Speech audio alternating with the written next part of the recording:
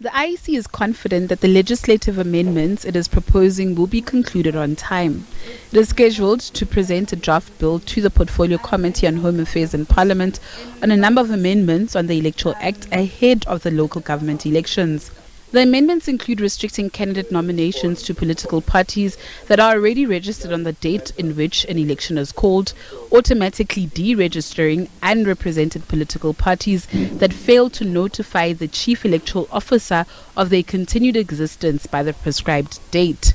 Is to make it clear that objections are only competent against the provisionally compiled voters' roll. In other words, the voters' roll that has not yet been certified for use in an election.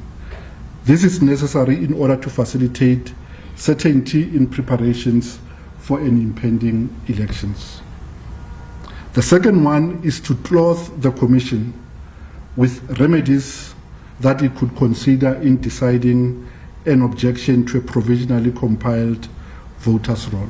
Such remedies could include, but are not limited to, the removal of an address where such is in dispute, thereby ensuring that a voter will provide the address before they are allowed to vote at a voting station.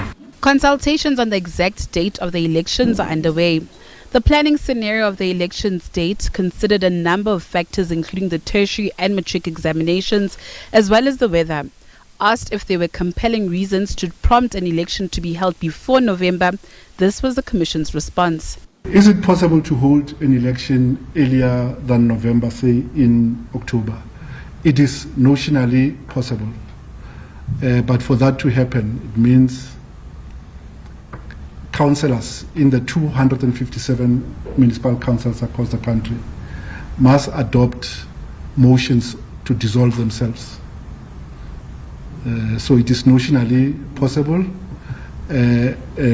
but the councils must take resolutions to dissolve themselves. The Commission says it's working to correct the shortcomings experienced in the May 2024 elections. However, it has sounded the alarm on political interference in the work of the Commission. On the warning we raise on political parties, we've observed